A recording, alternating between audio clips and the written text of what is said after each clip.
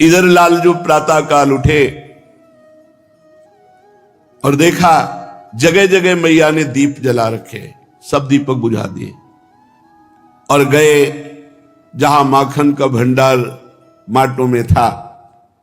निश्चिंत होकर माखन खाया और सब माट फोड़ दिए।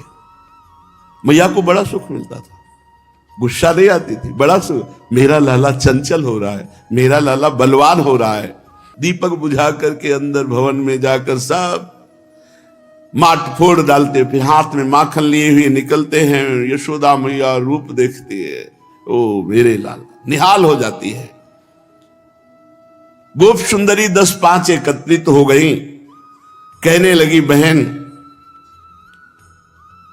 ये लालजू की जो लीला है ये हमारे प्राणों का ऐसे अपहरण किए हैं कि दिन भर कुछ सूझता ही नहीं है। दूसरी कहती है मेरे घर एक समय प्रभात के समय आए, दूसरी कहती मेरे घर प्रभात में नहीं आए, संध्या के समय आए। निशा काल था, ब्रजपुर में थोड़ा अंधेरा छा रहा था, ये यशोदानंदन मेरे घर पधारे। ओह उनकी वो श्याम शोभा, मैं ठगी सी रह गई, खड़ी रह गई। मैंने देखा द्वार पर आए और भीतर की ओर आए, इतना ही देख सकी। फिर तो सखी पता नहीं क्या उसने जादू कर दिया मेरे नेत्रों में कि मुझे दरवाजा श्याम सुंदर, दीवाल श्याम सुंदर, जिधर देखूं श्याम सुंदर ही श्याम सुंदर दिखाई देने लगे। अरे यहां तक कि देहली में भी दिखाई दिया श्याम सुंदर, प्रांगण में श्याम सुंदर, गवाक्ष में श्याम सुंदर, खंभे में श्याम सुंदर। और जब मैंने गौर से देखा तो मेरी साड़ी भी श्याम सुंदर। मुझे लगा कि मैं पागल हो गई, ये जिधर देखूं उधर श्याम सुंदर ही श्याम सुंदर, अणु अणु श्याम सुंदर हो गया। ये इसमें कोई जादू है यशोदानंदन में। फिर श्याम सुंदर को कैसे ढूंढ पाती? मेरा देह भी श्याम सुंदर, घर भी श्याम सुंदर, जिधर देखती हूं जित देखूं तित श्याममयी। किंतु मेरे मन में आया कि दीपक जलाकर उसको ढूंढूं तो वो है कहां। दीपक लेकर गई तो नवनीत भंडार में वो विराजमान, संध्या के समय, और विशाल वक्षा स्थल पर नवनीत खाने पर छोटी छोटी बूंदे। ओह क्या शोभा बहन, ऐसा लग रहा था कि यमुना जल में तारे आकर गिर गए हैं। यमुना जल की सी कांति विशाल वक्षा स्थल परे स्वर्ण रूपिणी, और माखन की बूंदे मानो तारागण। मैं तो न्यौछावर हो गई उस रूप को देख करके। तीसरी गोपी ने कहा सखी मेरी बात तो सुनो, मैं अपने गृह कार्य में संलग्न थी, ये रुंझुन रुंझुन करता हुआ अपने नूपुरों की ध्वनि जीव ही मैंने देखा कि यशोदानंदन।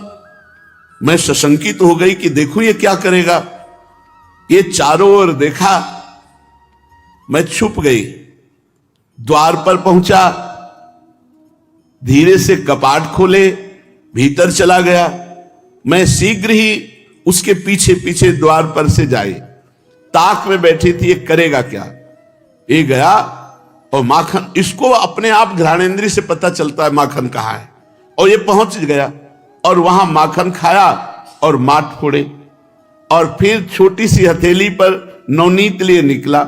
मैंने लपक कर हाथ पकड़ लिया और मुख चंद्र में नेत्र गड़ाए, पर मैं कुछ बोलना चाहती थी, पता नहीं क्या वो नेत्रों से जादू डाला कि बहन ना मां बोल सकी ना डांट सकी, बस ऐसे जड़वत खड़ी रही। और मेरे अंगों में कंपन होने लगा और वो मुस्कुरा रहा था। हंसकर बोला री तू मैया के सामने मुझे ले चलना चाहती, वहां तो बहुत प्यार करती है।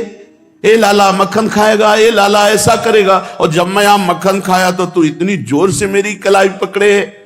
मैया से कहूंगा, मैंने सोचा कि तेरे घर जाऊं माखन खाऊं, तू खुश होगी। तू तो यहां हमारा जोर से हाथ पकड़ लिए, कोई प्यार भी नहीं किया। उसके मधुमेह कंठी की बात सुनकर मेरे नेत्रों से तो अशुभ प्रवाह हो गया। कुछ क्षण मुझे ऐसा लगा कि मैं रस सिंधु में डूब गई। नीलवर्ण तेजोमयी कांति मुखारविंद की मेरे प्राणों में समा गई। ये श्री कृष्ण चंद है क्या? ये आनंद का तो समुद्र है। मेरे नेत्र बंद हो गए, अश्रु प्रवाह होने लगा। चाहता तो इतने में हाथ छुड़ा के भाग सकता था, पर वो ज्यों का त्यों वैसे ही खड़ा रहा। मैंने धैर्य बटोर कर फिर आंख खोला तो देखा वैसे ही ग्रीवा झुका है, तिरछी चितवन से हंस रहा है। 2 वर्ष के लाल जो है माखन चोरी लीला में मुझे बोलने की शक्ति आई। रुंधे हुए कंठ से कहा, श्याम सुंदर तुम कह रहे हो कि मैंने कलाई पकड़ी, मैं छूना चाहती थी तुम्हें।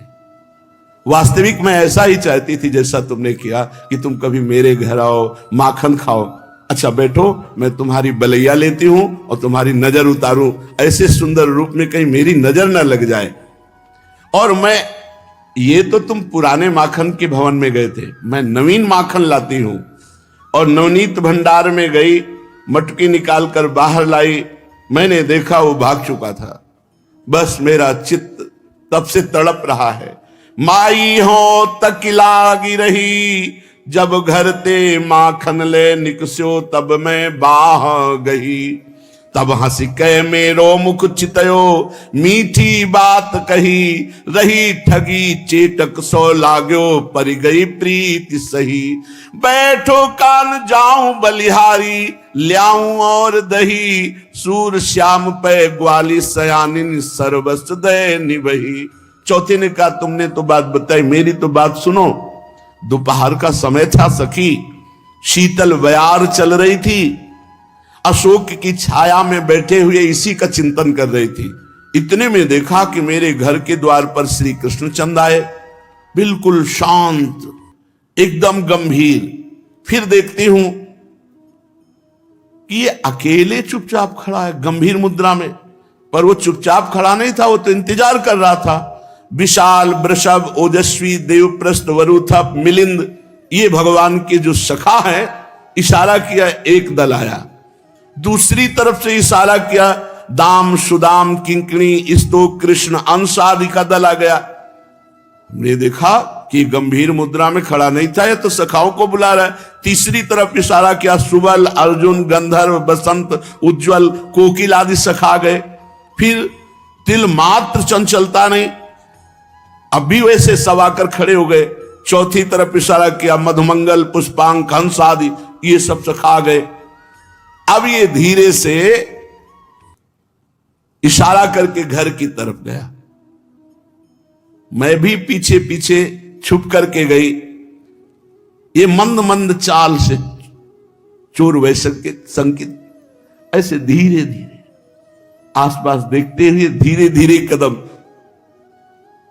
क्या सुंदर शोभा है प्रभु की, दोनों तरफ देखते जा रहे, आगे कदम धीरे धीरे सखाओं को इशारा करते जा रहे। अंतर्भाग में पहुंचे, गोप शिशु सखा उनके साथ है। भवन सूना, केवल मैं ही अकेली थी, सो बाहर थी। श्री कृष्ण सब पूरे घर को देखा, कोई नहीं है, सब सखा अंदर निसंकोच भवन में।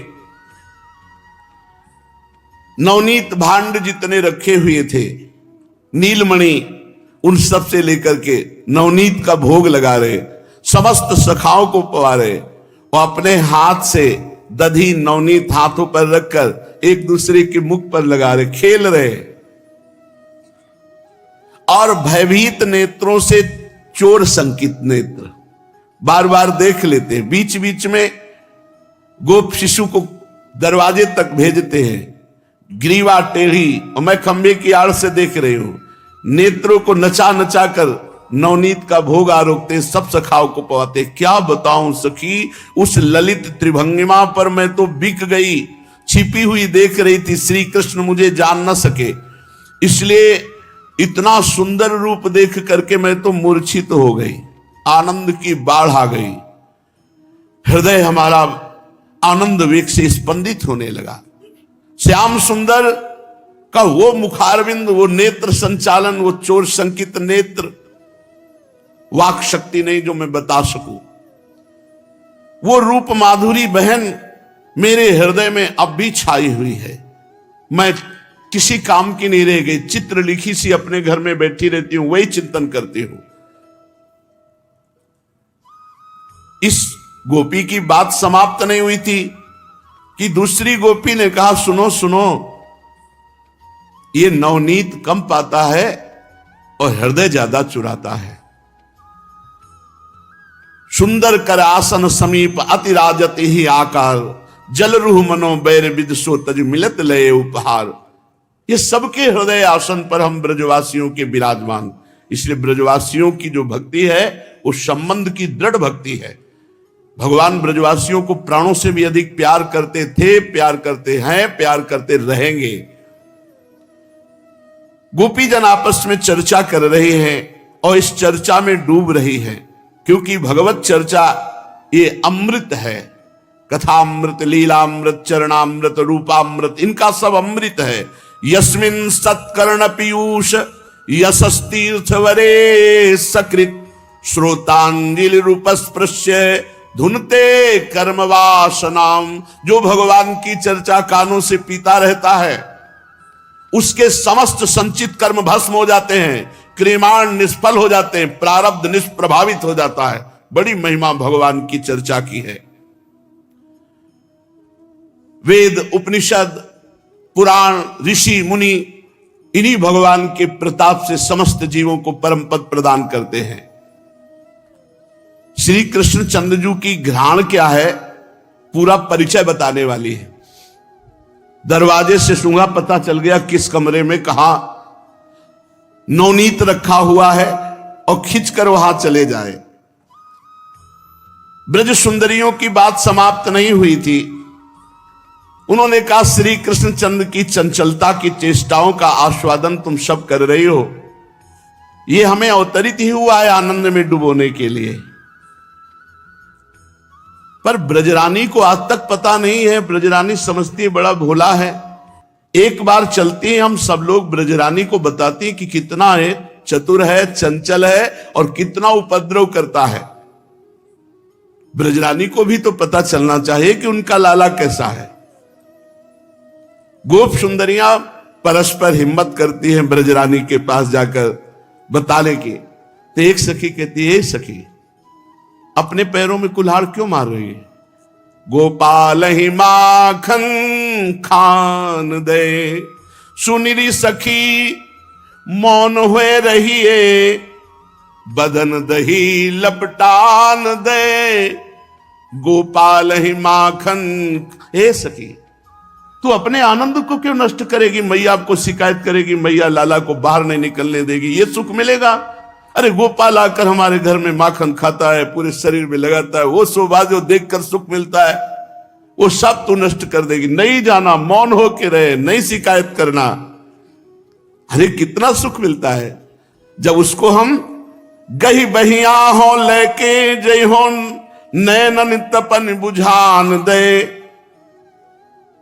जब हम इसको बाह पकड़कर हृदय से लगाऊंगी, नेत्र से देखूंगी और कहूंगी चल मैया के पास, फिर उनको हृदय ये तपन बुझा दे, अनंत जन्मों की तपन शीतलता में बदल। ए सखी शिकायत करने नहीं चलना है।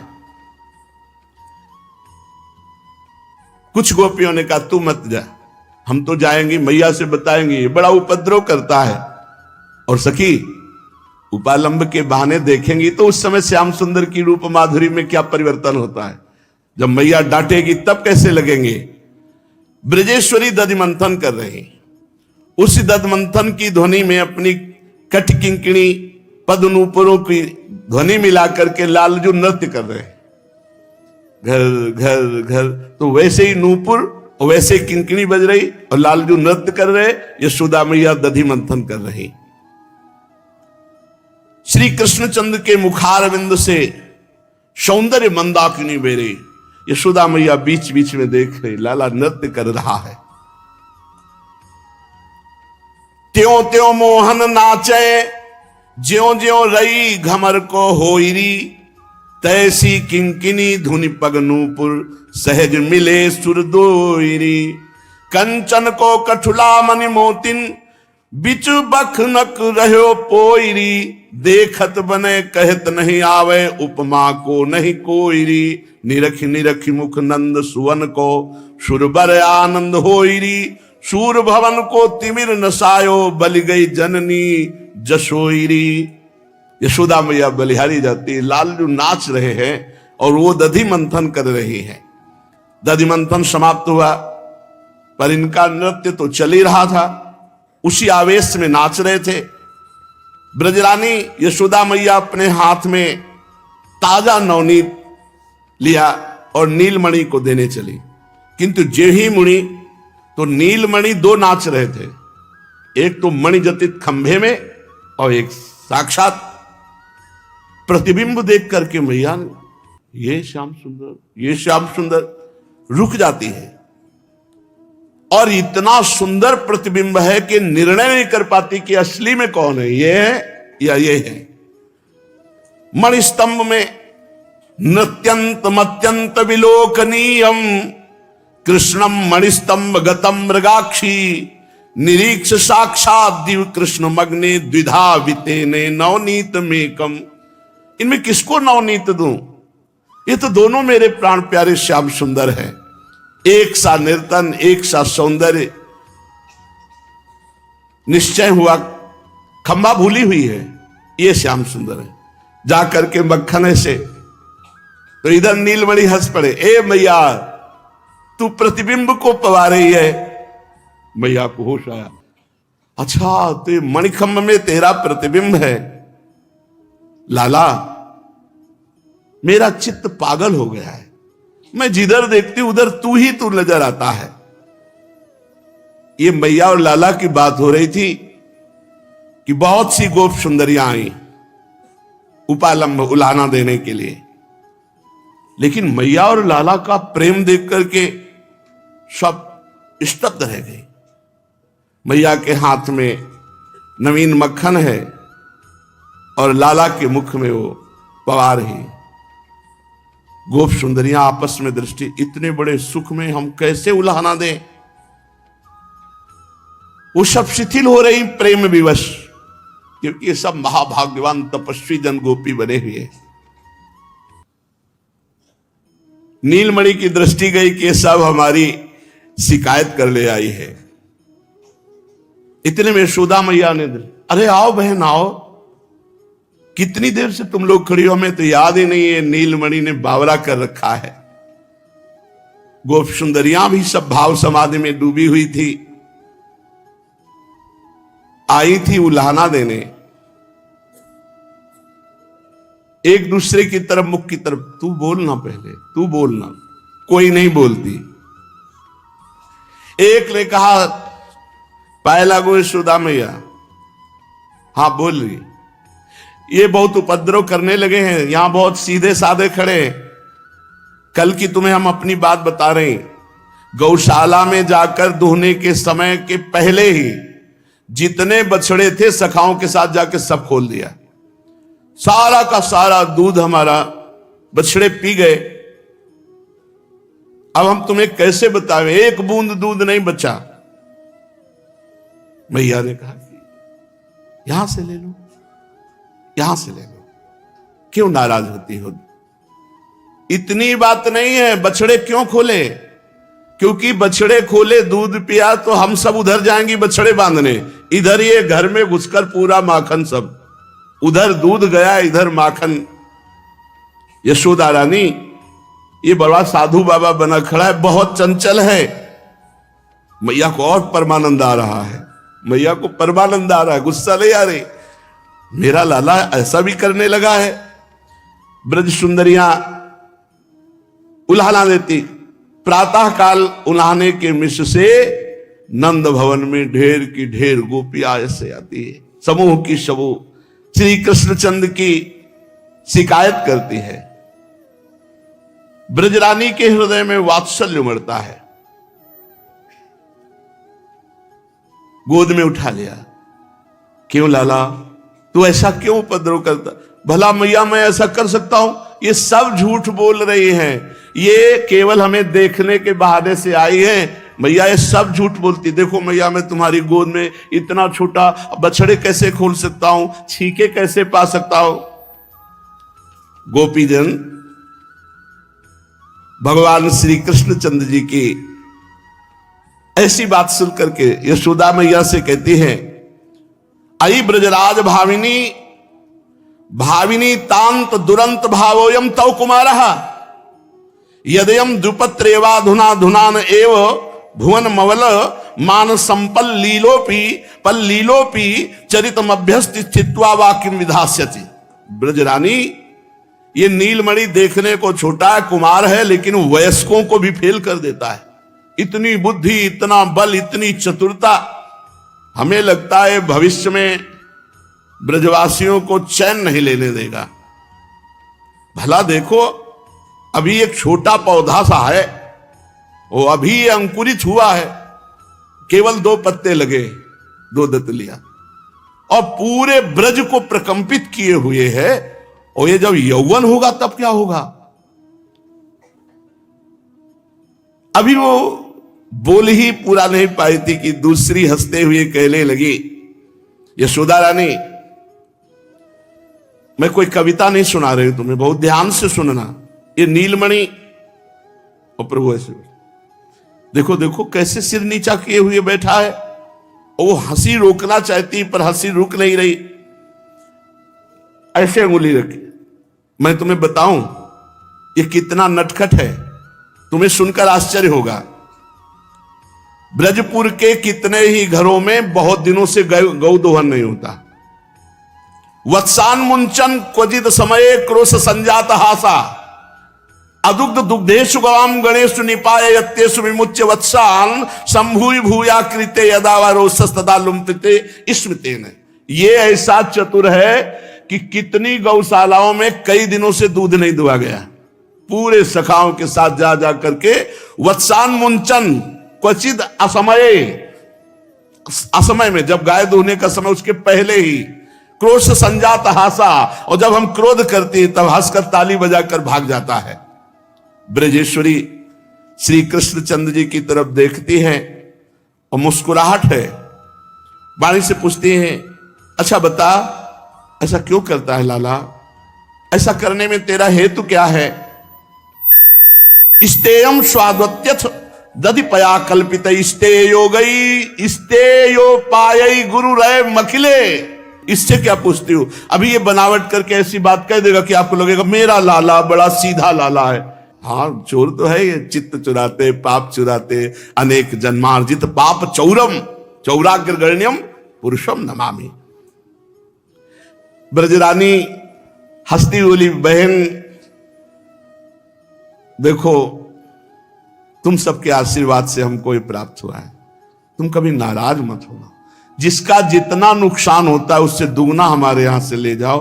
कभी हमारे लाला को कुछ कटु वचन मत कह देना, हम मानते हैं तुम्हारा नुकसान हुआ, दुगना ले जाओ हमारे यहां से। ये शिशु है ना, अभी बालक है, बालकों में चंचलता होती है। ये सुनकर के एक गोपी बोली, शिशु है, ये शिशु है? नंद रानी तुम नहीं जानती, तुम्हारी गोद में भोला बाबा बना बैठा है, साधु बाबा बना, ये शिशु नहीं है। क्या तेरे साथ किया? मेरा लाला तो इतना सीधा है, नवनीत आरोगे किसी को परेशानी नहीं। ये नवनीत अकेले नहीं खाता, बंदरों को लुटाता, सखाओं को पवाता। यशोदा भैया कैसे कंधे पे ग्रीवा गोपियों की तरफ घुमा करके झुकाते हैं, तिरछी चितवन से मुस्कुरा देते हैं, कुछ नहीं बिगाड़ पाएगी चाहे जितना शिकायत कर ले। अब ब्रजरानी खिलखिला के हंस पड़ती है और पार्श्व में ही कंधे पे ले चुंबन करती है। तू सही में बड़ा चंचल हो गया है क्या? श्री कृष्ण बड़ी भोली दृष्टि, मैया तुम्हें इनकी बातों पे विश्वास है, मेरी बात पे विश्वास नहीं है? भैया ने कहा नहीं, तेरी बात पे विश्वास है, इनकी बात पे विश्वास नहीं, तू रूठना मत। जननी को विश्वास ही नहीं हो पा रहा कि इतनी गोपियां क्या झूठ बोल सकती है, ऐसी चंचलता करता है। ब्रजरानी तू हमारे घर की तो बात ही नहीं सुनी, शास्त्रों बंदर इसके पीछे चलते हैं, और जिस घर में जाता है गोरस के माखन दूध दही सब बानरों को पाता है। कुछ सखा पाते हैं, बंदर पाते हैं, और नहीं भूमि पाती है, सब फोड़ करके भूमि में फैला देता है। गोप सुंदरियां, ग्रह के नवनीत दधी, इन सब बातों की चर्चा करती। मरकान भोग ज्ञान विभजति साचिन्नाति भांडम भिन्नति, हेलालसम तद कियदेवम भुंगते शाखा मृगान बंदर भोजयते प्रकामम ना भुंजते यदि, तो तृप्तिमंतो भूमौ, भूमि को किरत्य विभद्य भांडम। वात्सल्य घन मूर्ति यशोदा मैया नहीं जानती कि ये गोप सुंदरियां क्यों नंद नंदन की ऐसी शिकायत कर रही है। सुनो मैया, मैं उस दिन की बात बताती हूं। ये जो बड़ा तपस्वी शांत साधु दिखाई दे रहा है, इससे जो हमने पूछा कि बंदरों को तू क्यों खवाता है, उनका हमारे पुराने मित्र हैं। हमने कहा पुराने मित्र कब के हैं? तू तो 2 साल का है। तो कहा देखो, जब राम जी थे ना, तो युद्ध में बानरों को बहुत मेहनत लगी थी। उस समय खाने पीने के लिए जंगल में क्या था, कंदमूल फल जो मिल जाए। तो हमने इनको कहा था कि आगे चल करके हम तुमको बहुत सुख देंगे। तो ये भी हमारे मित्र हैं, ये भी हमारे सखा हैं। तो इस समय हम अपने दोस्तों को पवाते हैं, बंदर हमारे दोस्त हैं। पता नहीं कौन सी भूली भूली बातें करने लगता है। वन्यई रयु फलई स्वयत्न कलितई राकल्प वृत्तिम निजाम सेवाम में वनवासिनोपि विहिता प्रोगिभिर व्याजता। ये जब मैं वनवासी था तब मेरी बहुत सेवा की, अब मैं इनकी सेवा करूंगा। भैया ये ऐसी बातें करता है। तुम्हारा नीलमणि कभी कभी ऐसे बोलने लगता है कि मुझे समझ में नहीं आता ये कौन है। ये बहुत चतुर है। एक दिन मैं अपने घर में बहुत ऊंचे पर छीका टांगा। अब ये नीचे उखल, उसके ऊपर पीढ़ा, पीढ़ा के ऊपर सखा, सखा के कांधे पर खुद, और बस ऐसे खा रहा था। द्रव्य लाभे सग्रह कुपितो यात्युप क्रोशत्य तोकान।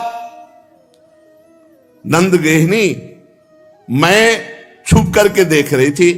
जब देखा एक पा लिया, सखाओं को पवा लिया, तब नजदीक गई। रे नंदन, तू चोरी कर रहा है। बस इसने लाल लाल नेत्र के हमारी तरफ कहा, अरे मैं क्यों चोर, मैं चोर क्यों हूं, अपने घर में ही तो हूं। मैंने कहा तुम्हारा घर नहीं तो मेरा। अच्छा तो तुम्हारा घर, मैं तो भूल गया, मैं तो अपना घर समझ रहा था।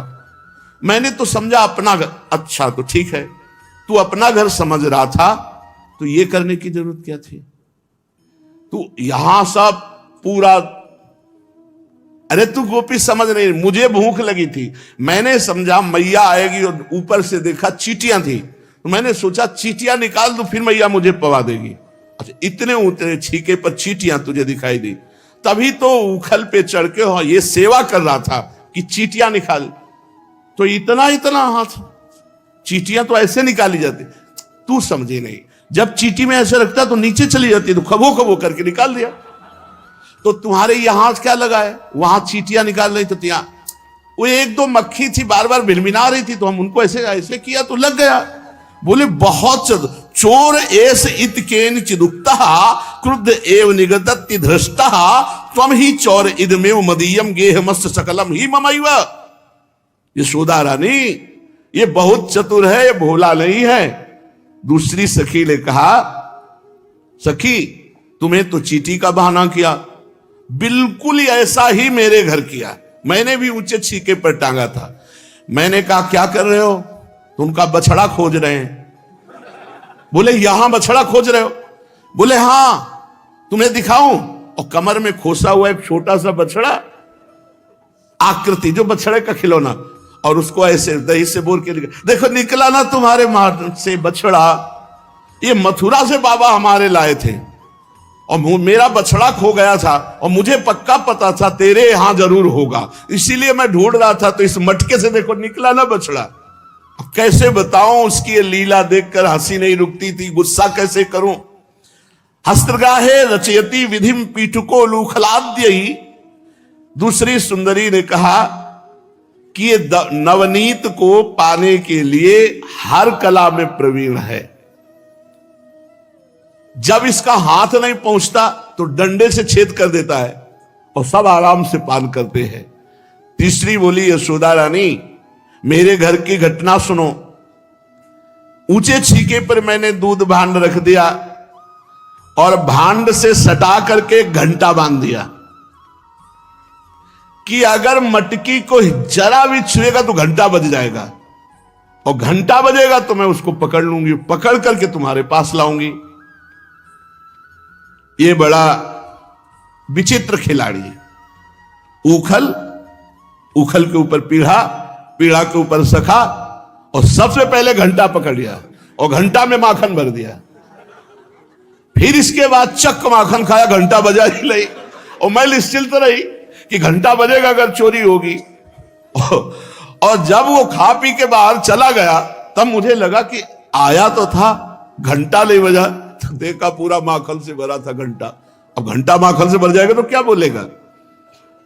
नंद रानी जी, इसके बाद एक सखी बोली, हम तो अपनी तुम्हें कैसे बात बताओ, मेरे माखन की बात नहीं थी, मेरा तो ताजा दूध था।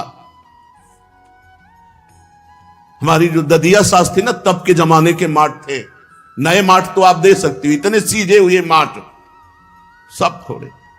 और जब मैं पहुंची तो मुंह में दूध भरे हुए था। हमने कहा चोरी की हमारे घर में, अभी तुझे पकड़ती हूं। तो ऐसे इशारा किया, तो मैं नजदीक गई तो पूरा दूध मुंह में मार दिया, भाग गया, पकड़ में ही नहीं आया। पूरा दूध जब आंखों में पड़ जाएगा तो पकड़ेगा कौन। उस दूध की फुटकार से मेरी आंखें भर गई, मेरी आंखों में कुछ दिखा नहीं, और इतने में कूदकर भाग गया। एक गोपी की वो हंसती हुई बोली, गोप सुंदरी यशोदा जी, तुम तो मुस्कुरा रही हो। परसों की बात है, नीलमणि मेरे घर पर गया, नवनीत भांड में हाथ डाला, तो हमने कहा ए तू कौन है। तो बोले बलराम का छोटा भाई हूं। फिर यहां क्यों आया है। इस पर उसने उत्तर दिया कि अपने घर में नहीं आएंगे तो और कहां आएंगे। मैं हंसकर बोली, तुझे भ्रम हो गया है, तेरा घर नहीं मेरा घर है, और नवनीत के मटके में हाथ डाले हुए है ये मुद्रा। गोपी क्षमा करियो, मैंने अपना घर समझ करके, तू क्षण भर के लिए चिंतन कर भला, मैं खेलने गया, भूख लगी, अब मैया का कौन इंतजार करे, इसलिए मैं पा रहा था। तेरा घर है, आगे से नहीं आऊंगा। ऐसे ऐसे रचता है, कस्तम बाला बाला अनुजा किमरे मन मंदरा संकया। एक ब्रजवासिनी बोली, सब उपाय हार करके मैंने नवनीत अंधेरे कमरे में रखा कि ये ढूंढ ही ना पावे, पर दंग रह गई, इसको खुशबू से पता चल जाता है। और दूसरी बात, प्रकाश की जरूरत नहीं, इसकी इंद्र नीलमणि कांति शरीर की ऐसी है कि ये जहां आगे आगे जाता है प्रकाश होता चला जाता है। मणिगण महसा गणयति ना तमा, अंधकार क्या करेगा इसके आगे।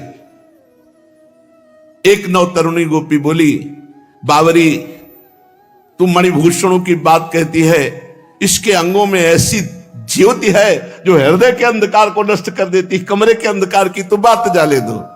ध्वांतागारे धृतमणिगणम स्वांगमर्थ प्रदीपम। एक गोपी बोली, यशोदा मैया, प्रथम तो इसका मुख इतनी मुस्कुराहट युक्त लुभायमान है, दूसरी इसकी अमृतमयी वाणी है, तीसरा एक गिरीवा झुकाकर जब देखता है, चौथा इसके अंग लावण्य ऐसे हैं कि हम सब जितनी ब्रजवासिनी है सब मोहित हो चुकी है। तो हम आपको बताएं, ये शिकायत कम करने आई, ये देखने आई है। यशोदा मैया सब गोपियों से कहती हैं, बिराजो, आप बैठो, सुंदर सुंदर भोग पकवान हमारे साथ पाकर जाना। एक ने कहा, सुनो, भोग पकवान की बात कही तो हमें ध्यान आ गया, कल की बात है, हम अपने यहां देव पूजा का अनुष्ठान किए थे, हम सब भोग लगाकर देवता के आगे से और आंख मूंदे हुए थे, इतने में सखाओं के साथ आकर नंदन नंदन पाने लगे। मैंने पूछा, क्यों रे, देवता का भोग क्यों पाता है।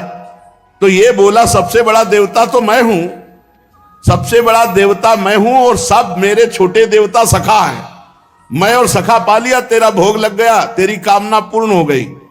भैयाओ देखो ना, बात हमारी सच्ची है। तो कहा, तू देवता बना, हमारे देवता का अपमान कर दिया।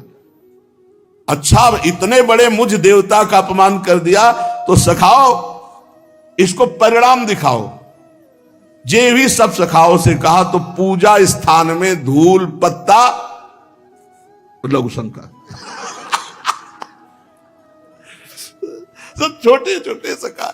यशोदा भैया एवं धार्ष्ट्यान सुसति कुरुते मेहनादीन वास्तव, धूल फेंका पत्ता फेंका यज्ञ वेदी पर और लघु शंका, इतने बड़े देवता का अपमान किया, सखाओ इसका फल चखाओ। अपि बालान मेहयते गेहे वास्तव लिप्यते सुललित मुदा चित्रते चारु चूर्णई, मैंने लीप पोत कर बहुत सुंदर पत्रावली चित्रावली बहुत सुंदर चौक पूरी थी, तो ये धूर्ली पत्राद भीर सुचि भी शुद्ध हानिम करोति, धूल फेंका पत्ते ला के फेंका और इसके सखाओं ने लघु शंका भी कर दी। पूरा हमारा देवता का अपमान हो गया। वो जब गोपी ऐसा कह रही थी तो भगवान बड़ी गंभीर मुद्रा में थे कि कहीं मैया की छड़ी ना उठ जाए, तो मैया की तरफ जब देखते तो एकदम सीधे बन जाते, गोपी की तरफ देखते तो चलता है। इस प्रकार मुद्रा धारण किए ब्रज सुंदरियों ने श्री कृष्ण के कौमार चापल्य का वर्णन किया। अंदर अंदर से मैया तो बहुत प्रसन्न हो रही कि चलो मेरा लाला कुछ कर रहा है, हष्टपुष्ट हो रहा है, चेष्टाएं कर रहा है। इत्थम स्त्री भी सवय नयनम श्री मुखालोकिनी भीर व्याख्यातार्था प्रसित मुखिम नहुरपालंब मुच्छे। समस्त गोपियां भगवान श्री कृष्ण की रूप माधुरी का पान कर रही है। मैया ने देखा कि ब्रज सुंदरियां कहीं नाराज हो गईं और कहीं अनिष्ट लाला के लिए सोच लिया, तो ब्रज सुंदरियों को सबको भोग पवाया, ठाकुर जी का तिलक लगाया जो घर में था, सबको सुगंधित द्रव्य माला पहनाई और मैया हाथ जोड़कर बोली। मैया जो बोली वो बहुत गजब। मैया कह रही कोई साप मत दे देना, कोई हमारे लाला का अनिष्ट मत कर देना, गारी मत दीजो मो गरीबनी को जायो है। बहुत तो मना मना करके हमारे इंद्रनील मणि हुई है, कोई शाप मत दे देना, कोई मेरे लाला का अनिष्ट मत सोच लेना, मुझ गरीबिनी के ऊपर कृपा करना, मेरे लाला का अनिष्ट मत। और ये पता नहीं कि लाला समस्त अनिष्टों को मिटाने वाला है, उसका अनिष्ट कौन कर सकता है। वात्सल्य का भाव भगवत भाव नहीं आने देता, वात्सल्य में मेरा लाला है। गारी मति दीजो मो गरीबिनी को जायो है, जितो तो बिगार कियो आन कहो मोसो तुम, मैं तो काहू बातन में नाही तरसायो है। हे गोपियों, कोई अनिष्ट की बात मेरे लाला की लिए मत कह देना, तुम्हें जितना चाहिए हमने कभी रोका नहीं, सब ले जाओ, तुम्हें जितना चाहिए ले जाओ, जितना जिसका नुकसान हुआ हो उससे दुगना ले जाओ। दध की मटुकिया ले ले आंगन में आनी धरी, तौली तौली लीजो भटू जे तो जाको भायो, जितनी इच्छा हो ले जाओ। सूरदास प्रभु प्यारे निमिष न हु जो न्यारे, कान जैसे पूत पूर्व पुण्य नीते पायो है। कन्हैया जैसा लाला तो बड़े भाग्य से हुआ है। यशोदा मैया समस्त ब्रज गोपियों को संतुष्ट करती हैं, सबसे प्रार्थना करती कभी कोई नुकसान कर दे तुरंत हमारे यहां से दुगना ले जाना, पर कभी अनिष्ट की बात मत करना। बड़ा आनंद मंगल चल रहा है। दूसरे वर्ष की वर्षगांठ मनाई जा रही है। प्रातःकालीन वेला पर आज घोर तम चुर के रोल, गोकुल में आनंद होत मंगल धुनि महाराने ढोल। सुंदर सुंदर ढोल बज रहे, मृदंग बीणा, लालजू के लिए वर्षोत्गांठ। अरे प्रभु है जहां है वहां तो अष्ट सिद्धियां निधियां सब डोल रही। उमगी ब्रजनारी सुभग कान बरस गांठी उमग, चाहती बरस बरसनी, गावहि मंगल सुगान नीके सुर नीकी तान, आनंद अति हर्षन कंचन मणि जटित थार, रोचन दधि फूल डार मिली बे को तरसन, प्रभु बरस गांठी जोरति वा छवि पेत्रन तोरति, सुर अरस परसनी। ब्रज गोपियों की भीड़ आती है, प्रभु को रोचना करती है, वर्षगांठ का बड़ा उत्सव मनाया जाता है। विप्र पूजा, अतिथि अभ्यागत अर्चना, ये सब कुटुंब सहभोज यशोदा रानी नंद बाबा मिलकर के करते हैं। तब तक बैठा ले रहते लाला, खेलने नहीं जाना, आज वर्षगांठ है। दोपहर सबको भोजन पवाकर अब नीलमणि ने पूछा खेलने जाऊं? अभी तक तो भवन में मानो कैद कर रखा हो, इनको रोकना बड़ा कठिन था। यशोदा मैया जानती थी कि लाला बहुत चंचल है, भाग जाएगा, इसलिए पूरी दासियों की फौज इकट्ठा थी, जाने न पावे, आज इसकी वर्षगांठ है। मैया दुलार करते, तुम्हें एक मोर दूंगी, मथुरा से मंगाऊंगी, स्वर्ण निर्मित रत्न जटित मयूर खेलने के लिए दूंगी, तू उसे नचाना। फिर एक तुझे गोवत्स दूंगी, वो भी स्वर्ण जटित, तू चुपचाप पहले यही खेल, आज तेरी वर्षगांठ है। इस प्रकार प्रलोभन देकर तो नीलमणि को रोका गया था। अब समझना जरा, 2 वर्ष के बालक की चोरी। सच्चिदानंद भगवान 2 वर्ष में समस्त ब्रजमंडल की ब्रज गोपियों को महासुख प्रदान कर रहे हैं, ये कोई चोरी है? 2 वर्ष के बालक को क्या ज्ञान हो? भगवान ने 2 वर्ष की अवस्था में माखन चोरी लीला की। अब भगवान श्री कृष्णचंद्र जी देखा कि पहरेदार कमजोर पड़ गए, दोपहर का भोज हो गया, तो तोरण को फांदते हुए द्वार के समीप से गोप सखा जो प्रतीक्षा कर रहे थे, वो भागे भगवान और उनके साथ खेलने लगे। कहां गया नंद नंदन? यशोदा मैया व्याकुल होकर के, अरे देखो कोई उत्पात न कर दे, आज वर्षगांठ है, कहीं कुछ ऐसा अतिशय प्रीति में संदेह होता है। श्री कृष्णचंद्र जी समस्त लीलाओं के आचार्य हैं, तो एक ग्वालिन के घर गए। किस ग्वालिन के घर गए? वर्षगांठ में सब उत्सव में आए हुए थे। एक नववधू थी, उसको एक घर में कह दिया था तू घर में रहेगी, तू नहीं जाएगी। अब वो नववधू थी, अभी नई नई आई थी, तो रो रही थी कि नंद नंदन आज तक हमने भरनेत्र नहीं देखा, तुम कैसे हो? आज अवसर लगा था कि वर्षगांठ में हम आज तुम्हें देखेंगे, लेकिन घर के सब लोग चले गए और हमको घर में छोड़ गए। वो अंदर बैठी थी, आप फांदते हुए कूदते हुए सखाओं के साथ उसी गोपी के घर गए। बड़े करुणा निधान है।